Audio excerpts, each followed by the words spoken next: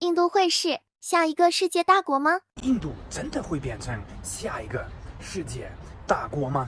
他们有没有这个能力呢？印度现在经济和社会的发展怎么样？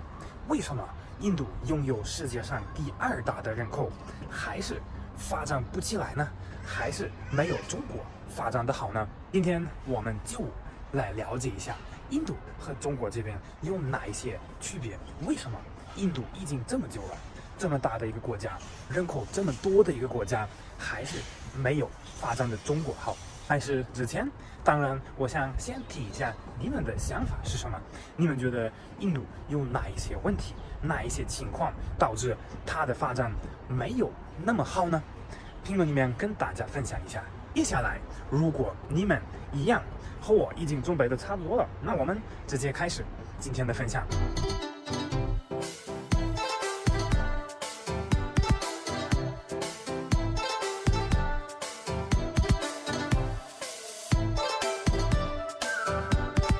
我是印度小伙子，搞错，再来，我是内鬼小伙子 Marky， 欢迎来看一下今天这一期视频。这2天成都天气好热哟，哎，要是没那么忙，就好好去游泳一下，好好去享受一下。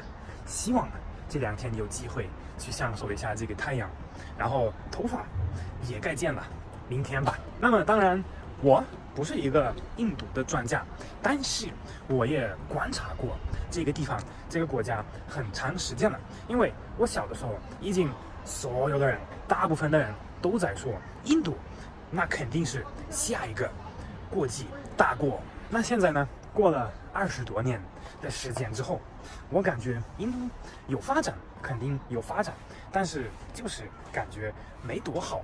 为什么呢？今天我们来研究一下。中国的 GDP 2000年的时候为12000多亿美金，那么印度呢？印度只有4600多亿美金。那么2020年，中国这边已经到达了14.7万亿美金，但是印度2020年只到达了26000多亿美金，也就是说，中国的 GDP 在20年的时间内涨了10多倍，但是印度只涨了5倍到6倍左右。那么更重要的其实是人均的 GDP， 因为中国和印度都是世界上面2个人口最大的国家，这个才是一个非常有意思的数据。因为中国2020年已经到达1万多美金的人均 GDP， 但是印度呢只到达了1900美金。也可以说，中国这边平均的收入比印度那边要高5倍。那么在平时的生活中，也可以很明显的看出来这么大的一个区别。我们看一下现在印度是一个什么情况。来嘛，我们看一下印度的大街上是一个什么环境，什么样的情况啊？这个就非常经典，想到印度就是这种的情况，这样的情况就是马路上人非常多，也有一点乱，也有一点脏，然后可以看到很多汽车在路上，在马路上还有不少的垃圾，然后还有各种各样的动物，我们也可以看到很多东西还没有跟得上，还没有发展起来，就是比如说他们的下水道、他们的马路、一些垃圾的清理和处理的情况。就说简单一点，很多基建虽然说人口上来了，但是基建还没有发展起来，还没有跟上这个发展。我就觉得真的非常有意思，一个世界大国可以长成这个样子吗？我觉得不太行吧。马路上面很乱很脏，也有很多垃圾，很多人过一个不太好的生活，平均的一个生活水平也不怎么样。那么我觉得最主要的一个原因就是印度没有做好这个发展的准备、发展的计划，它就开始发展了，人越来越多了，经济也在涨，但是它没有一个良好的一个路线，所以可能就会导致这种情况。有一些很少的人，他们很厉害，他们去做一些企业，他们就赚大钱，赚的特别多，但是一般的人他们就赚不到这个钱，他们享受不到这个经济发展的优势。所以在印度有的时候就会出现这种非常有钱的人，然后就在旁边有一个特别穷的人。那么第一个，我觉得就是没有做好这个发展的计划，没有一个很明显的路线。但是还有一个很重要的原因，那就是他们那边社会上的一些问题。印度的社会的情况非常复杂。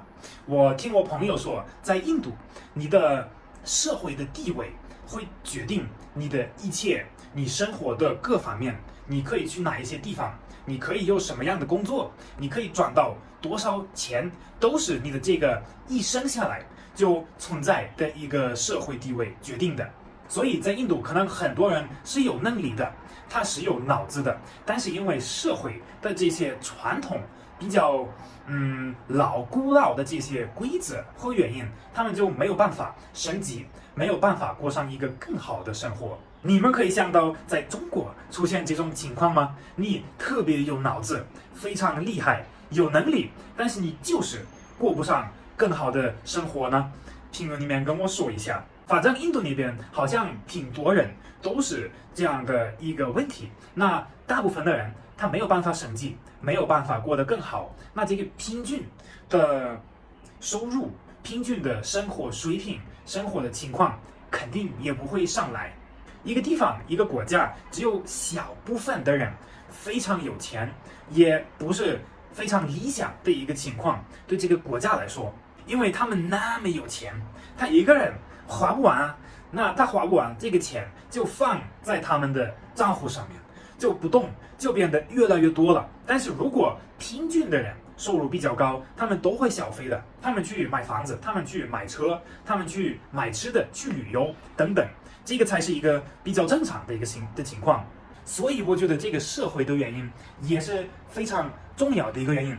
为什么印度到现在都还没有一个非常好的发展？而且如果真的想发展的很好，变成国际大国的话，印度那边的人他们首先得想一下，得解决一下这些社会上面的问题。